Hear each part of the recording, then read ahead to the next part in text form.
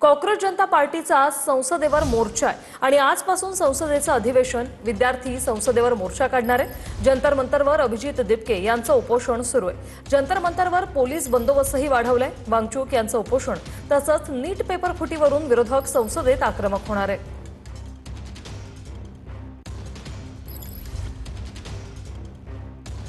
प्रमोद जगताप आमचे प्रतिनिधी आपल्यासोबत थेट जोडले गेलेले आहेत। प्रमोद, सगळ्यांचं लक्ष लागलेलं आहे आज काय होणार, कारण कॉक्रोच जनता पार्टीचा संसदेवर मोर्चा आहे।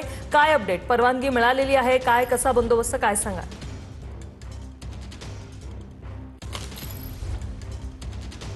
7:30 वाजलेले आहेत आणि मोठ्या प्रमाणावरती आंदोलक जे आहे ते जंतर मंतर ज्या ठिकाणावर या मोर्चाची सुरुवात होणार आहे त्या ठिकाणी जमलेले आहेत। मी सध्या सगळी दृश्य आपल्याला दाखवतो। वृषाली, पावसाला सुरुवात या ठिकाणी झालेली आहे, पण भर पावसात आंदोलकांचा उत्साह जो आहे तो कायम असल्याचं चित्र आपल्याला बघायला मिळते। बघू शकतो पावसात भिजत आंदोलक या ठिकाणी उभे आहेत, कारण अचानक पद्धतीने खरं तर मागच्या 10 ते 15 मिनिटांपासून या ठिकाणी पावसाला सुरुवात झालेली आहे। सकाळी 9 वाजताचं खरं तर मोर्चाचं आयोजन करण्यात आलेलं आहे, तशा पद्धतीची घोषणा या ठिकाणावरून करण्यात आलेली आहे। अभिजित दिपके जे कॉक्रोच जनता पार्टीचे संस्थापक आहेत ते मंचावरती उपोषणाला बसलेले आहेत। काही वेळापूर्वी त्यांनी या ठिकाणी आलेल्या आंदोलकांशी संवाद देखील साधला आणि त्यांनी स्पष्ट केलेलं आहे की आपल्याला शांततेच्या मार्गाने मोर्चा काढायचाच आहे, म्हणजे मोर्चावरती हे आंदोलक ठाम असल्याचं चित्र जे आहे ते आपल्याला एक प्रकारे बघायला मिळते। दुसरीकडे सोनम वांगचूक यांचं रुग्णालयामधनं देखील उपोषण कायमस्वरूपी सुरू आहे।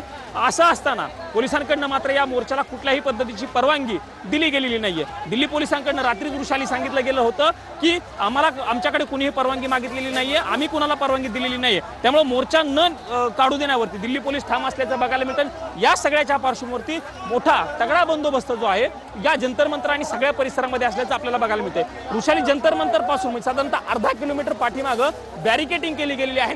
तिथपासून पुढे गाड्या ज्या आहेत त्या इकडे जंतर मंतरकडे येऊ दिल्या जात नाहीये। जर कोणाला आतमध्ये यायचं असेल तर त्याची पूर्ण तपासणी करूनच पोलिसांकडनं त्यांना बाहेर सोडलं जात आहे। आणि हे सगळं असताना पाऊस जो आहे तो आता सुरू झालेला आहे। मोर्चाची सकाळी 9 वाजताची घोषणा केली गेलेली आहे। आजपासून वृषाली संसदेच्या अधिवेशनाला सुरुवात होणार आहे। अधिवेशनाचा पहिला दिवस आहे, त्यामुळे सरकारची कोंडी करण्याचा एक प्रकारे हा प्रयत्न आंदोलकांकडनं केला जात आहे। मोर्चावरती हे सगळे आंदोलक ठाम असल्याचं चित्र आपल्याला बघायला मिळतंय आणि मोर्चा कशा पद्धतीने होतो हे बघणं महत्त्वाचं असणार, कारण सर्व पक्षीय नेत्यांना देखील या मोर्चाचं आमंत्रण कॉक्रोच जनता पार्टीकडनं अभिजित दिपके आणि त्यांच्या सहकाऱ्यांकडनं दिलं गेलेलं आहे।